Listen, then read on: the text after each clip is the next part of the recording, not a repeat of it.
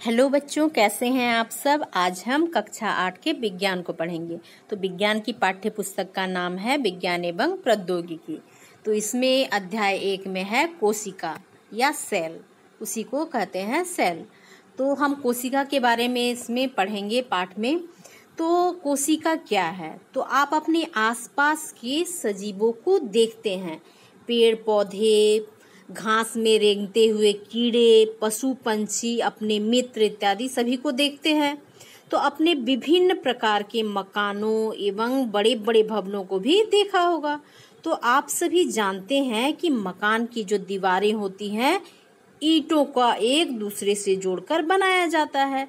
और इसी तरह से सभी जीव जंतु भी अनेक छोटी छोटी सजीव इकाइयों की बनी होती है। और इसकी जो संरचना को आप आगे के अध्याय में विस्तार से पढ़ेंगे। तो सबसे पहले जानते हैं कि कोशिका क्या है, सेल क्या है। तो आप अपने आसपास बहुत सारे भवनों को बनते हुए देखे होंगे। तो उसमें क्या किया जाता है, ईंटों को एक दूसरे से जोड़ा जाता है। तो इस तरह एक ईंटों को एक दूसरे से जोड़ने के बाद क्या बनता है, दीवार का निर्माण होता है।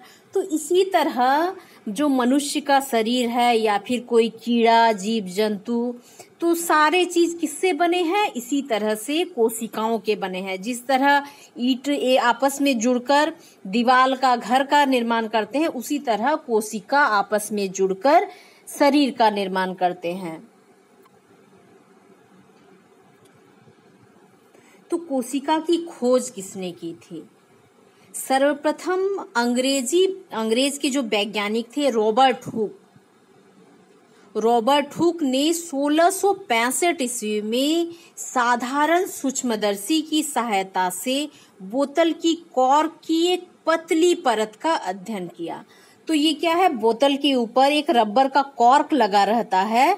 तो उस रबर के कॉर्क को उन्होंने पतला पतला स्लाइस में काटा। जैसे आप किसी चीज को, फल को क्या करते हैं, पतले पतले स्लाइस में, या फिर आलू का जब चिप्स बनाया जाता है उसका पतला पतला स्लाइस किया जाता है। तो इसी तरह रॉबर्ट हुक ने क्या किया कि कॉर्क जो होता है, बोतल के ढक्कन होता है, उस कॉर्क को पतला पतला स्लाइस में काटा और उसका सूक्ष्मदर्शी के द्वारा अध्ययन किया। तो ये अध्ययन उन्होंने कब किया था, 1665 ईस्वी में।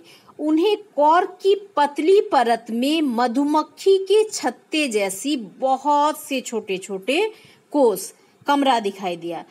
तो उन्होंने, कॉर्क इस तरह का होता है, ठीक है, कॉर्क इस तरह का होता है। तो उन्होंने क्या किया, इस कॉर्क में स्लाइस काट दिया, पतला पतला स्लाइस काटा। और जब एक स्लाइस का उन्होंने अध्ययन किया तो उन्होंने एक स्लाइस लिया और उसका अध्ययन उन्होंने सूक्ष्मदर्शी या माइक्रोस्कोप, जिसमें स्लाइड को रखकर ऊपर से लेंस की सहायता से देखा जाता है। तो उसकी सहायता से उन्होंने देखा, साधारण सूक्ष्मदर्शी का, साधारण माइक्रोस्कोप का उन्होंने प्रयोग किया था। तो उसमें उन्होंने देखा कि जैसे मधुमक्खी के छत्ते में इस तरह से छोटे छोटे कमरे होते हैं, तो उस कॉर्क का जो स्लाइस था उसमें भी छोटे छोटे कमरे उनको दिखाई दिए, इस तरह से छोटे छोटे होल दिखाई दिए। तो उन्होंने यह भी देखा कि एक कोष दूसरे कोष से एक दीवार द्वारा अलग है। मतलब एक जो कोष है वो दूसरे कोष के साथ एक ही दीवार से जुड़ा हुआ है। इस तरह से एक के बाद एक कोष जुड़े हुए हैं। मतलब सब जो है सारे एक दूसरे के दीवारों से सटे हुए हैं, इस तरह का आकृति है। तो जब इन्होंने इस चीज को देखा तो ये जो विभाजन पट्टी के द्वारा ये सारे जो कोष हैं अलग अलग दिखाई दे रहे हैं। उन्होंने प्रत्येक कोष का नाम दिया कोशिका, और जितने भी उसमें कोष दिखाई दिए, इस तरह के अलग अलग कोष दिखाई दिए, उन्होंने सारे कोष का क्या नाम दिया, कोशिका या सेल नाम दिया। ठीक है, तो इस तरह से उन्होंने इसका सेल नाम दिया। किसने, रॉबर्ट हुक ने। तो इन्होंने ही कोशिका की खोज सबसे पहले की थी। देखिए इस चित्र में आपको दिख रहा होगा, चित्र 1.2 में कॉर्क की कोशिका इस तरह से दिख रही हैं, पूरा झिल्लीदार, छोटे झिल्ली यहाँ दिख रहा है, इस चित्र में आपको दिख रहा होगा। तो इस तरह का आकृति उनको अपने द्वारा देखे गए माइक्रोस्कोप में इस तरह का आकृति दिखा। तो अधिक आवर्धन क्षमता वाले संवर्धित सूक्ष्मदर्शी की खोज के बाद कोशिकाओं की सूक्ष्म संरचनाओं का विस्तार से अध्ययन करना आसान हो गया। तो उन्होंने, रॉबर्ट हुक ने तो साधारण सूक्ष्मदर्शी से ये चीज देखा था, लेकिन जब इसके बाद बहुत अधिक पावर वाले जो सूक्ष्मदर्शी या माइक्रोस्कोप की खोज हुई बाद में, तो उससे कोशिका को और भी अच्छी तरह से और भी उसको सूक्ष्म तरीके से और ज्यादा गहराई से उसको समझा गया और उसको देखा गया और उसका विस्तार अध्ययन हुआ विस्तार से।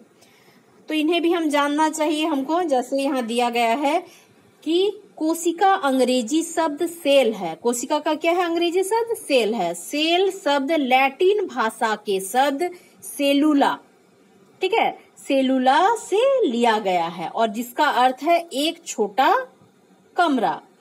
तो उन्होंने ये नाम क्यों रखा, कोशिका या सेल नाम क्यों रखा? क्योंकि सेल का जो शब्द है उसका शाब्दिक अर्थ है छोटा कमरा, और जब उन्होंने कॉर्क का स्लाइस को माइक्रोस्कोप में देखा तो उन्होंने देखा कि छोटे छोटे बहुत सारे कमरे दिखाई दिए, इसलिए उन्होंने इसका नाम कोशिका रख दिया। प्रत्येक कमरे को कोशिका का नाम दिया। एंटोन वान ल्यूवेनहॉक एक डच वैज्ञानिक थे, ठीक है। तो इन्होंने क्या किया, स्वनिर्मित साधारण सूक्ष्मदर्शी द्वारा 1674 ईस्वी में शैवाल, प्रोटोजोआ, बैक्टीरिया इत्यादि में सर्वप्रथम जीवित कोशिका को देखा। तो इन्होंने क्या देखा, पहले तो जो देखा था उन्होंने साधारण सूक्ष्मदर्शी की सहायता से, रॉबर्ट हुक ने, तो उसमें देखा गया था कि वो तो एक निर्जीव था, कॉर्क निर्जीव था, लेकिन एक जीवित से कोशिका को देखने का पहला श्रेय जाता है एक डच वैज्ञानिक थे, एंटोन वान ल्यूवेनहॉक। तो इन्होंने शैवाल के साथ, प्रोटोजोआ, बैक्टीरिया के साथ उसी प्रक्रिया को किया। साधारण जो सूक्ष्मदर्शी है उसकी सहायता से जीवित कोशिकाओं को देखा। देखिए चित्र में दिख रहे हैं, ऊपर चित्र में रॉबर्ट हुक है, ये है रॉबर्ट हुक जिन्होंने सबसे पहले कॉर्क की सहायता से कोशिकाओं को देखा, और नीचे जो डच वैज्ञानिक हैं और उनका ये है सूक्ष्मदर्शी, ठीक है। तो इस आगे हम एक क्रियाकलाप करेंगे जिसमें प्याज की झिल्ली को सूक्ष्मदर्शी के माध्यम से देखा जाएगा। तो इसके लिए क्या क्या करना होगा, एक स्लाइड लेना होगा। स्लाइड क्या होता है, एक कांच का पट्टी होता है इस तरह का। तो ये हो गया स्लाइड। स्लाइड में एक बूंद जल डाली, स्लाइड में क्या करना है, एक बूंद पानी डालना होगा, और प्याज का एक टुकड़ा लेना होगा। प्याज क्या है, बहुत सारे छिलके रहते हैं, एक के बाद पूरे। जब आप प्याज काटते हैं आप देखे होंगे घर में, तो प्याज का एक टुकड़ा लेंगे और स्लाइड में थोड़ा एक बूंद पानी ले लेंगे और चिमटे की मदद से पतली झिल्ली को अलग कर स्लाइड पर रखेंगे और एक चिमटा ले लेंगे, पतला सा चिमटा ले लेंगे और प्याज का जो एक परत होगा उसमें से पतला सा झिल्ली को अलग करने का कोशिश करेंगे, और झिल्ली को अलग करने के बाद उसको कहाँ रखेंगे, इस स्लाइड के ऊपर रखेंगे।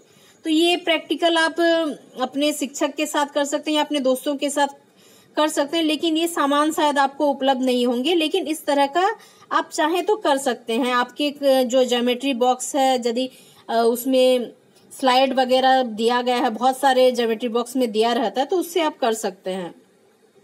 और फिर क्या करेंगे, झिल्ली को ब्लेड की मदद से छोटे छोटे टुकड़ों में काटेंगे। पहले क्या करेंगे, प्याज को के छिलके से क्या करेंगे, एक चिमटी की सहायता से पतला झिल्ली मतलब एक परत को निकालेंगे, पतला सा परत, और फिर उस झिल्ली को क्या करेंगे, ब्लेड की सहायता से छोटा छोटा काटेंगे और फिर उसके ऊपर कवर स्लिप लगाएंगे। तो ये सारी चीज शायद आपको उपलब्ध ना हो, लेकिन यदि आपको उपलब्ध है तो यह आप प्रयोग कर सकते हैं। तो एक ये क्या होता है, कवर स्लिप क्या होता है, आपका जो ये झिल्ली का जो छोटे छोटे टुकड़े हैं उसको स्लाइड में जब आप रखेंगे, एक पानी का एक बूंद देंगे, उसके ऊपर प्याज की झिल्ली का जो स्लाइस है उसको ऊपर रखेंगे और उसके ऊपर एक स्लिप आता है, इस तरह का पतला एक पट्टी आता है, उसके ऊपर रखा जाता है ताकि वो इधर उधर ना हो, अपने जगह से ना हिले। तो ये जो कवर स्लिप है इसको उसके ऊपर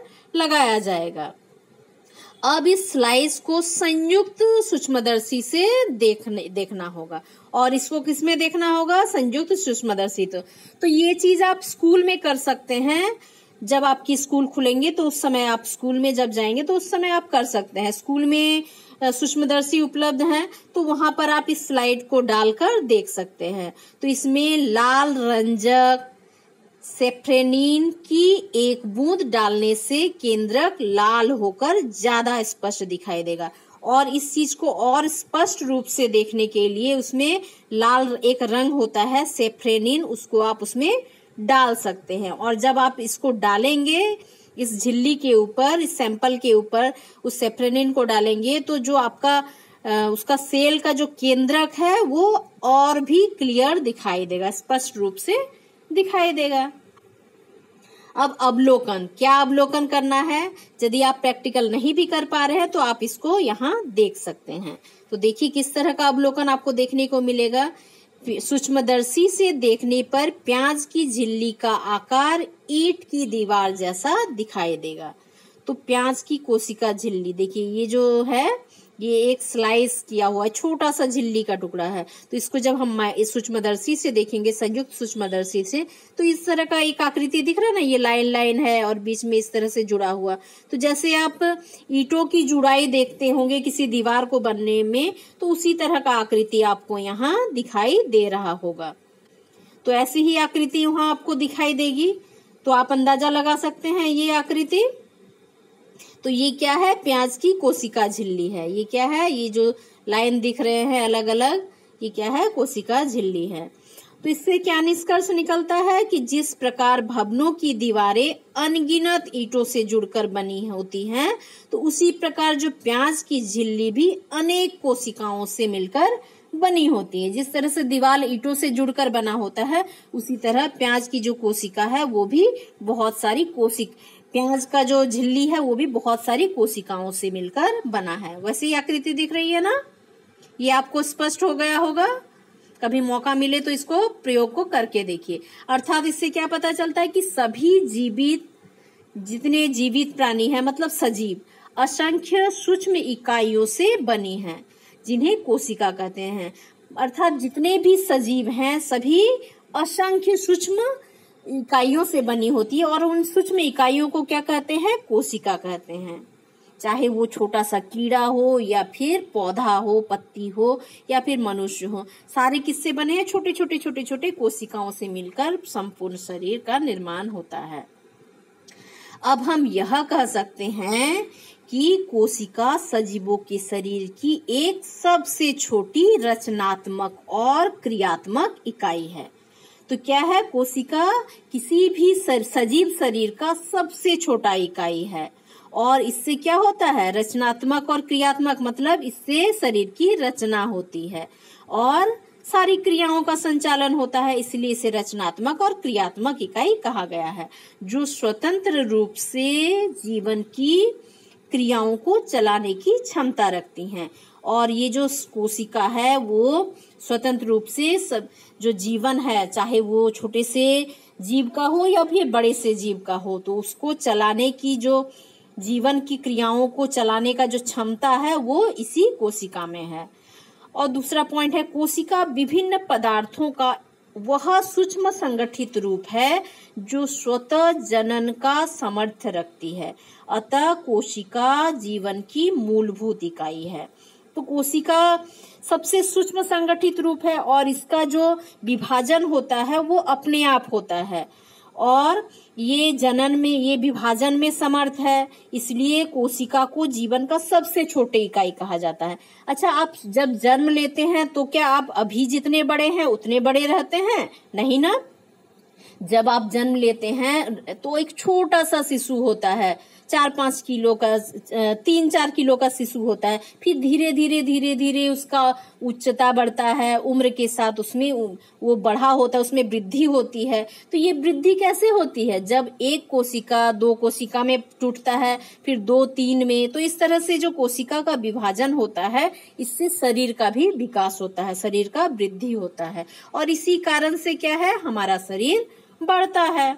अब पता कीजिए कि क्या सभी जीवों में कोशिका एक प्रकार की होती है। तो ये आपको पता करना है। क्या मुर्गी का अंडा एकल कोशिका है या कोशिका समूह है। तो ये भी आपको पता करना है कि अंडा जो है वो एक ही कोशिका है या फिर बहुत सारे कोशिकाओं का समूह है। कार्यों की विभिन्नता के कारण कोशिकाओं के आकार एवं आकृति में अंतर होता है, परंतु कुछ रचनात्मक एवं विशिष्ट गुण उन सभी में समान रहते हैं। तो सभी के कार्य अलग अलग होने के कारण कोशिकाओं का जो आकार होता है उसमें अंतर होता है, लेकिन उसमें जो रचनात्मक गुण होता है और उसका एक जो विशिष्ट गुण होता है वो समान रहता है। हो सकता है कोशिका का आकार अलग अलग हो, लेकिन उसका जनन करने का क्षमता और उसके वृद्धि करने और बाकी जो गुण होते हैं कोशिका में वे सारे सजीवों में एक ही समान होते हैं। अब बताइए तो आपकी कोशिका की खोज किसने की थी। आपने ऊपर पढ़ा है ना, आपको इसका उत्तर देना है। अब सर्वप्रथम जीवित कोशिका किसने देखा था और जीवन की मूलभूत इकाइयां किसे कहते हैं। तो इसका जवाब आपको कमेंट बॉक्स में देना है, ठीक है। तब हम आगे देखते हैं। कोशिका की संरचना, आकार, प्रकार एवं आकृति। तो कोशिका की संरचना किस तरह की होती है, उसका आकार और उसका आकृति कैसा होता है, तो इसके बारे में हम थोड़ा जानते हैं। तो कोशिका विभिन्न आकारों की होती है जो 1 माइक्रोमीटर से 1 मीटर तक की होती है। तो वो 1 माइक्रोमीटर मतलब 0.1 माइक्रोमीटर से 1 मीटर तक भी हो सकती है, ठीक है। तो इसका आकृति परिवर्तित अलग अलग हो सकता है अलग अलग सजीवों में, ठीक है। तो इसको भी आप नोट करते जाएंगे, जो इम्पोर्टेंट पॉइंट आएगा उसको आप नोट करते जाएंगे। माइक्रोप्लाज्मा नामक जीवाणु की कोशिका का आकार सबसे छोटा होता है। तो जो माइक्रोप्लाज्मा नामक जीवाणु है उसका जो कोशिका का आकार होता है सबसे छोटा है, मतलब उसका आकार कितना होता है, जहां से कोशिका शुरू होता है, मतलब उसका सबसे मिनिमम साइज 0.1 माइक्रोमीटर होता है। जबकि सबसे बड़ी कोशिका शुतुरमुर्ग का अंडा होता है। और सबसे बड़ी कोशिका किसका होता है, शुतुरमुर्ग का जो अंडा होता है, जिसकी लंबाई 17 सेंटीमीटर से चौड़ाई 13 सेंटीमीटर तक हो सकती है। तो मानव शरीर की सबसे लंबी कोशिका तंत्रिका कोशिका नर्व सेल होता है। तो मानव शरीर में सबसे लंबा कोशिका क्या होता है, तंत्रिका कोशिका, नर्व सेल। हमारा जो नर्वस सेल है वो होता है सबसे बड़ा कोशिका, सबसे लंबा कोशिका, जो 1 मीटर से भी लंबा होता है और जिसकी लंबाई 1 मीटर से भी ज्यादा होती है, तंत्रिका कोशिका की। ये याद रखेंगे। कोशिका अनेक आकृति जैसे गोलाकार, चौकोर, बहुभुजाकार, अंडाकार एवं अनियमित आकार की होती है। तो कोशिकाओं का बहुत सारा आकार हो सकता है, वो अंडाकार हो सकती है, चौकोर हो सकती है, या फिर उसका कोई भी हिजविज कुछ भी अनियमित आकृति हो सकता है, ठीक है। तो अनुमान लगा सकते हैं कि मनुष्य में कितनी कोशिकाएं होती है। तो आपको ये अनुमान लगाना है कि कितनी कोशिकाएं हो सकती है मनुष्य के अंदर। देखिए अब इस चित्र में देखते हैं कि कोशिका की विभिन्न आकृतियां। तो ये पहला है रक्त कोशिका। ये रक्त का कोशिका इस तरह से गोल आकृति है। अब ये है तंत्रिका कोशिका। अभी मैंने बताया ना कि सबसे लंबी कोशिका, तो ये है तंत्रिका कोशिका। अब देखिए बी नंबर में है पेशीय कोशिका। तो पेशीय कोशिका इस तरह से लंबी लंबी होती है, ठीक है, लंबाकार। तो समझ गए। देखिए ये गोल आकृति, ये लंबी आकृति, और ये बहुत ही लंबी है, ठीक है।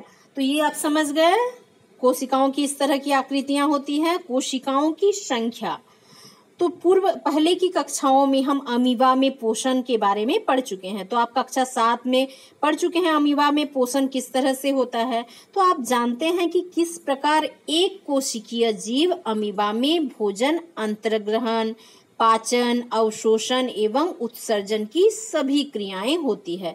तो जो अमीबा होता है क्या होता है, एक कोशिकीय जीव है, वो एक ही कोशिका से बना है। तो आप पिछली कक्षा में पढ़ चुके हैं कि अमीबा अपना भोजन किस तरह से ग्रहण करता है, किस तरह से उसे पचाता है, अवशोषण कैसे करता है, उत्सर्जन कैसे करता है, ये सारी क्रियाओं के बारे में आप पहले जान चुके हैं। साथ ही इसी कोशिका के द्वारा वृद्धि एवं प्रजनन की क्रिया भी संपन्न करता है। और साथ ही क्या करता है, उसका एक ही कोशिका और उसी के द्वारा विखंडन होकर किस तरह से उसका नया पीढ़ी का सृजन होता है। ठीक है, वो एक कोशिका से किसी तरह से आगे प्रजनन करते हैं। ठीक है, उसमें अपनी संख्या में किस तरह से वृद्धि करते हैं, तो उसके बारे में आप पहले ही जान चुके हैं। तो देखिए ये क्या है, इस चित्र में अमीबा क्या है, अमीबा। तो इसकी ये एक कोशिकीय है और इसका कोई निश्चित आकृति नहीं है, है ना, ये अनियमित आकृति है। तो ये एक कोशिकीय जीव है, यूनिसेलुलर जीव है अमीबा। तो इसे क्या कहते हैं, अमीबा। ये है अमीबा का आकृति। ठीक है, तो मनुष्य का शरीर तथा दूसरे जंतु जैसे हाथी या लंबे पौधे, ये सभी कई अरबों खरबों कोशिकाओं से मिलकर बने होते हैं। तो जो मनुष्य का शरीर होता है वो अरबों खरबों कोशिकाओं से मिलकर बना होता है। और या फिर जो हाथी होता है उसका भी शरीर बहुत सारे कोशिकाओं से बना है, अरबों खरबों कोशिकाओं से बना है, क्योंकि उनका शरीर काफी विशाल होता है, मनुष्य का हो या फिर हाथी का। ये कोशिकाएं विभिन्न प्रकार, आकार एवं आकृति की होती हैं। तो इसमें बहुत सारी अलग अलग आकृति की कोशिकाएं हैं, परंतु इन कोशिकाओं का आकार उनके शरीर के आकार पर निर्भर नहीं करता है। और ये जो कोशिकाएं होती हैं इनका आकार शरीर के आकार पर निर्भर नहीं करता है, ये अलग अलग हो सकते हैं। तो आइए जाने उत्तक को। अब कोशिका जान चुके हैं, अब उत्तक के बारे में हम जानते हैं। तो कोशिकाओं का समूह जिसकी रचना, उद्गम तथा कार्य समान हो, वह मिलकर उत्तक बनाते हैं। तो कोशिकाओं का वह समूह जिसका रचना और जिसका उद्गम तथा जिसका कार्य एक जैसे हो, तो वैसे कोशिका मिलाकर क्या बनाते हैं, उत्तक बनाते हैं। ठीक है, ये पॉइंट आप नोट कर लेंगे कि एक ही तरह के कोशिका मिलकर उत्तक का निर्माण करते हैं। दो या दो से अधिक उत्तक सम्मिलित होकर अंगों मतलब ऑर्गन, और उत्तक को क्या कहते हैं, टिश्यू। ठीक है, कोशिका हो गया सेल, सेल से क्या बना, टिश्यू बना, और टिश्यू से क्या बना, ऑर्गन। टिश्यू, बहुत सारे टिश्यू या उत्तक मिलकर क्या बनाते हैं, अंग बनाते हैं। अंग मतलब ऑर्गन, और ये अंग एक या अधिक कार्यों को संपादित करते हैं। और सारे अंग क्या है, उसके एक से अधिक कार्य हो सकते हैं। शरीर के सभी अंग मिलकर जीवन संबंधी सभी क्रियाओं को पूर्ण करते हैं, और ऐसे जीव बहुकोशिकीय या मल्टी सेलुलर कहलाते हैं। तो क्या है, सेल से टिश्यू बना, टिश्यू से ऑर्गन बना, और ऑर्गन से पूरा शरीर बना, पूरा बॉडी बना। कोशिका से उत्तक बना, उत्तक से अंग बना, और अंग से पूरा शरीर बना। तो इस तरह के बहुत सारे कोशिकाओं से जो जीव बनते हैं उसे बहुकोशिकीय या मल्टी सेलुलर कहते हैं, और जो एक कोशिका से बनता है उसे यूनिसेलुलर कहते हैं। तो ये प्रक्रिया इस तरह से हुआ। कोशिका सबसे छोटी इकाई है, कोशिका के बाद क्या बना, उत्तक, उत्तक के बाद अंग, फिर अंग, बहुत सारे अंग मिलकर अंग तंत्र बनाए, और अंग तंत्र से जीव बना।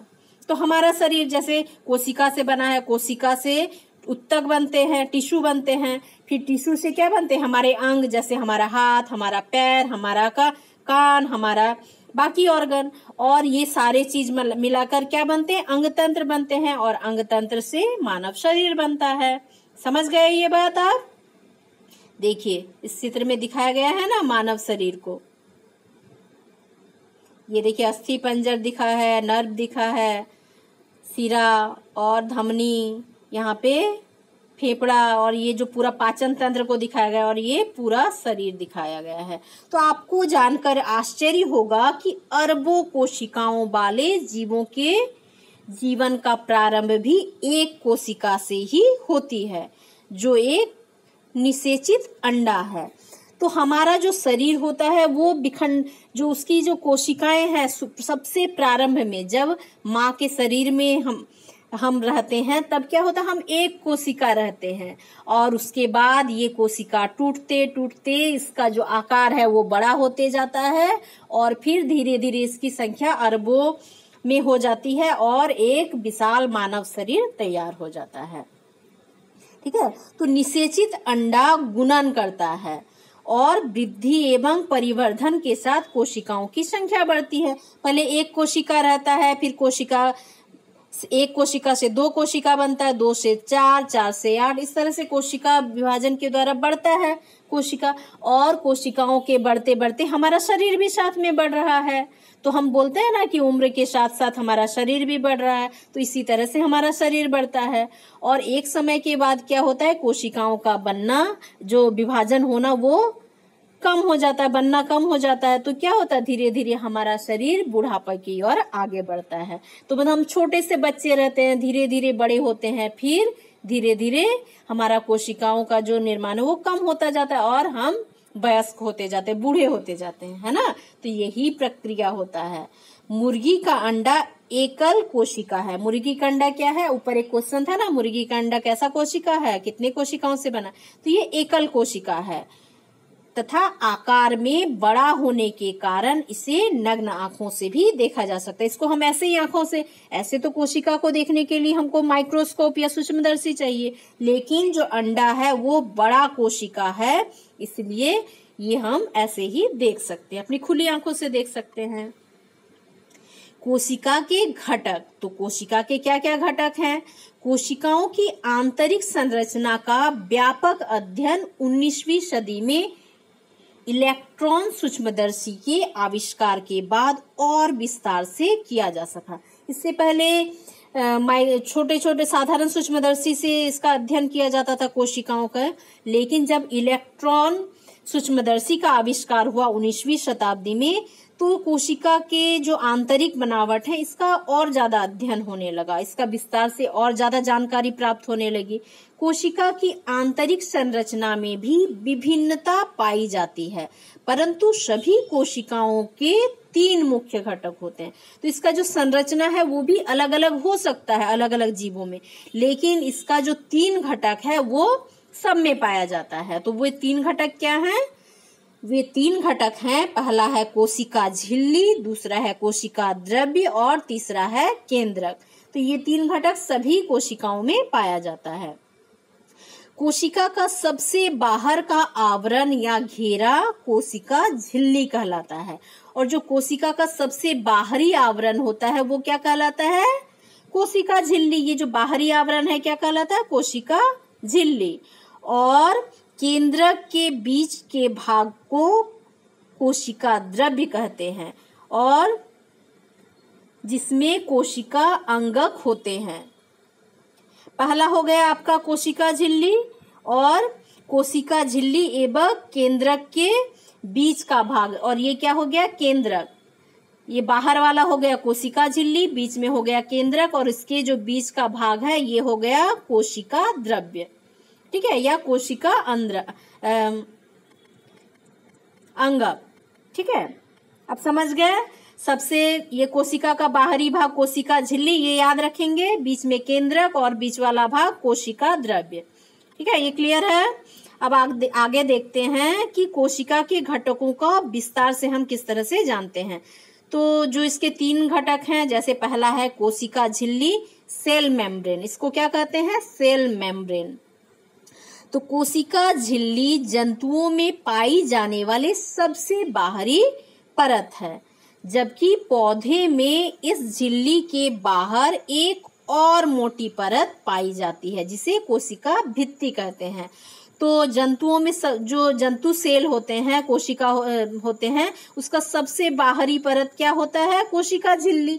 लेकिन जो पेड़ पौधे होते हैं उसमें कोशिका झिल्ली के बाहर भी एक परत होता है, मोटा सा परत, उसे कहते हैं, क्या कहते हैं, कोशिका भित्ति, सेल वॉल, ठीक है, ये समझ गए।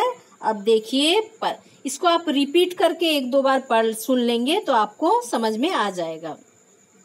कोशिका भित्ति पौधे में क्या कार्य करता है और यह केवल पौधे में ही क्यों पाया जाता है, तो इसको भी आगे देखेंगे।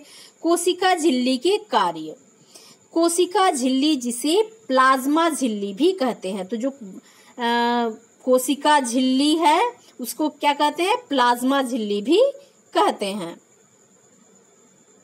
और इसमें क्या है, सरंध्र, मतलब इसमें छोटे छोटे छोटे छोटे छेद होते हैं, छिद्र होते हैं, ठीक है। और यह ऐच्छिक पदार्थों को अंदर आने या हानिकारक पदार्थों को बाहर निकलने देती है, इसलिए इसे चयनात्मक पारगम्य झिल्ली कहते हैं। सिलेक्टिवली परमेबल, ठीक है, सिलेक्टिवली परमेबल कहते हैं इस झिल्ली को, चयनात्मक पारगम्य। इसके निम्नलिखित कार्य हैं जो आगे हम देखेंगे। तो इसको फिर से समझ लेते हैं एक बार कि जो कोशिका झिल्ली होता है उसे हम प्लाज्मा झिल्ली भी कहते हैं, और ये क्या होता है, छिद्र युक्त होता है, और इसमें से क्या होता है, हानिकारक जो पदार्थ है वो बाहर निकाला जाता है, और जो ऐच्छिक पदार्थ है जो चाहिए बॉडी को, तो वो कोशिकाओं को वो क्या करता है, उसमें उसी छिद्र के द्वारा अंदर ले लेता है, कोशिका झिल्ली के द्वारा अंदर ले लेता है। मतलब ये क्या है, किसी चीज का चयन कर सकता है, ये चयनात्मक पारगम्य है। तो इसका क्या क्या कार्य है, जो कोशिका झिल्ली है उसका क्या क्या कार्य है देखते हैं। तो कोशिका झिल्ली का पहला कार्य है कि यह कोशिकाओं को दूसरी कोशिकाओं से अलग करता है। तो ये जो एक कोशिका है इसको ये दूसरी कोशिकाओं से अलग करता है, क्योंकि ये एक के बाद एक इस तरह से ईंट जैसे जुड़े होते हैं, एक दूसरे से जुड़े होते हैं। तो ये क्या हो गया, कोशिका झिल्ली, ये इस कोशिका को इस कोशिका से अलग कर रहा है, ये इसके बीच में एक चादर जैसा काम कर रहा है, इसको अलग करने का काम कर रहा है, दीवार जैसा काम कर रहा है, ठीक है। तो यही काम है कि ये एक कोशिका को दूसरी कोशिका से अलग रखता है। अब दूसरा है कि यह कोशिकाओं को एक निश्चित आकृति प्रदान करता है, और ये क्या करता है, एक आकृति प्रदान करता है, और इसी के कारण जो कोशिका है उसका एक आकृति होता है। तीसरा नंबर है अंदर के आंतरिक अंगकों को सुरक्षा प्रदान करता है, और ये जो कोशिका झिल्ली है इसके अंदर जो कोशिका द्रव्य है या फिर केंद्रक है उसको ये सुरक्षा भी प्रदान करता है। तो ये हो गए इसके 3 कार्य।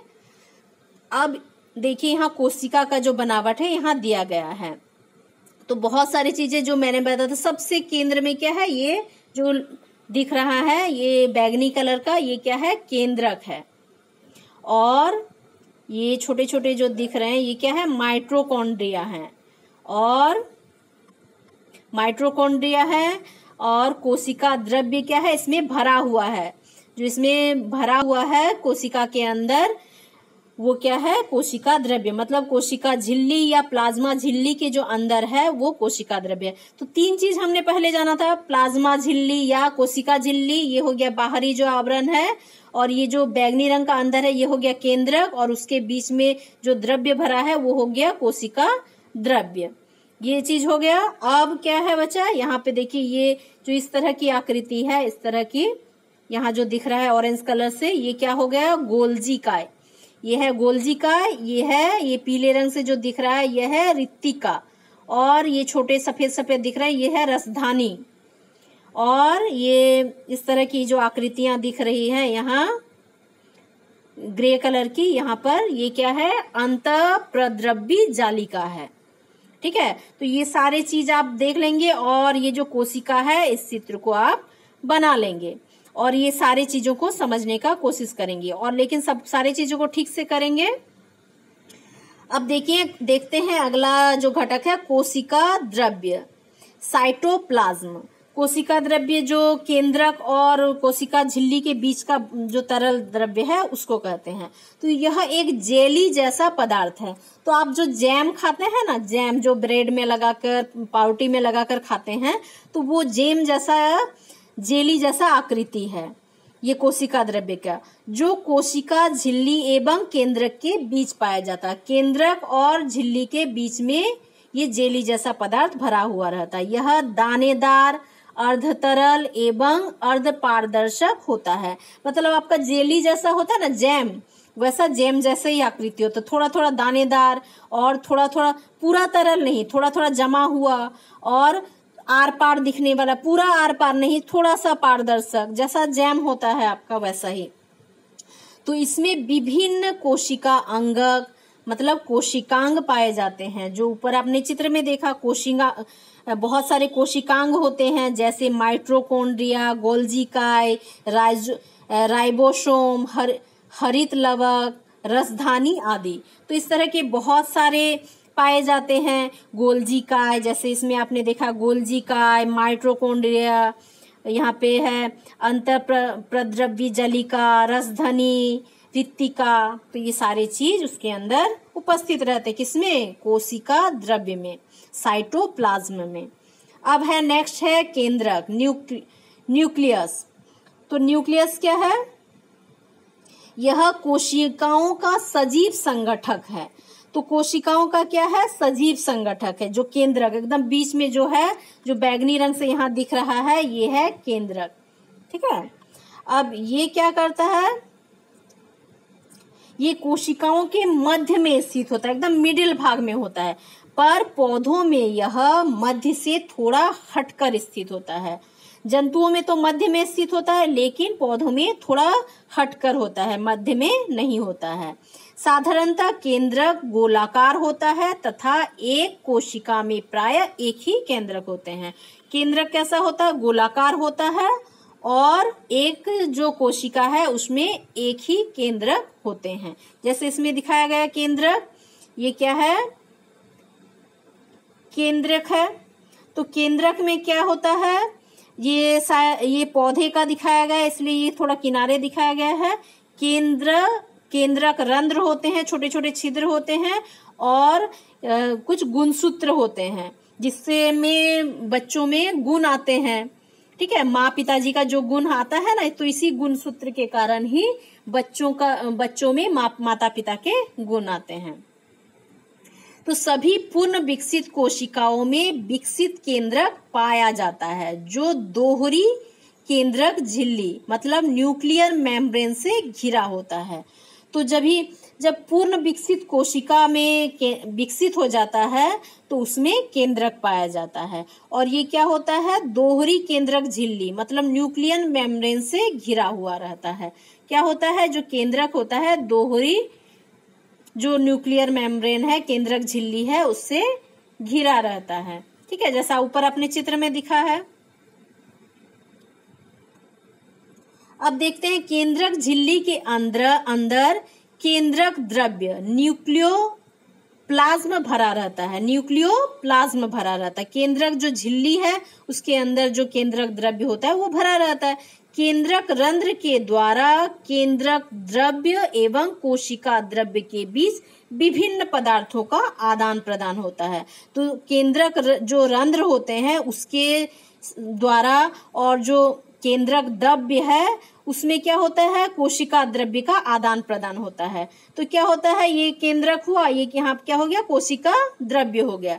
तो इसमें केंद्रक में कुछ छोटे छोटे रंध्र होते हैं, तो इससे जो केंद्रक द्रव्य है वो इसमें से आना जाना, यहाँ से उसका आदान प्रदान होता है उस छिद्रों के द्वारा।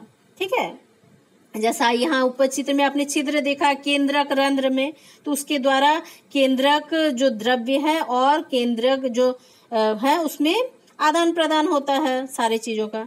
तो कोशिका द्रव्य तथा केंद्रक द्रव्य को सम्मिलित रूप से जीव द्रव्य या प्रोटोप्लाज्म कहते हैं।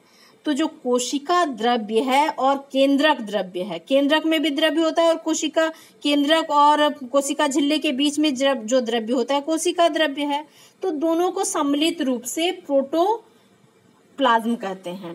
ठीक है, अब देखिए जीव द्रव्य को जीवन का भौतिक आधार कहा जाता है। तो ये जो जीव द्रव्य है ये जीवन का आधार है, क्योंकि जीवन की सारी क्रियाएं इसी पर निर्भर होती हैं।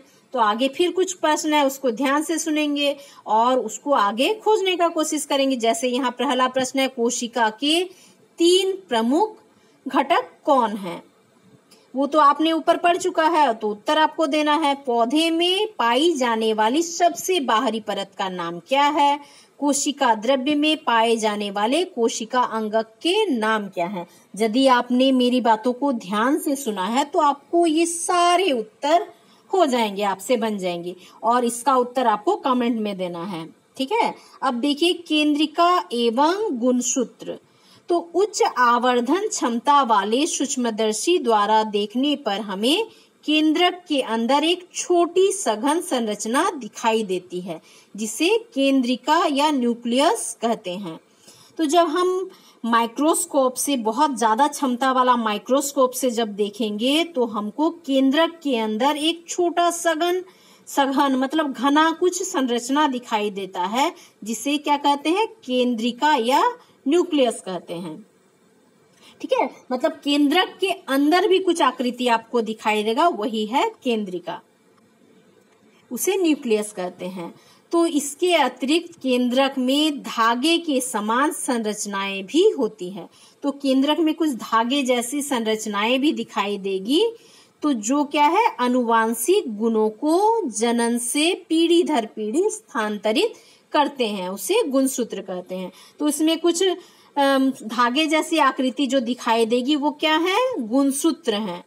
और उससे क्या होता है? जो माता पिता का गुण बच्चों में आता है तो उसी गुणसूत्रों के कारण ही आता है।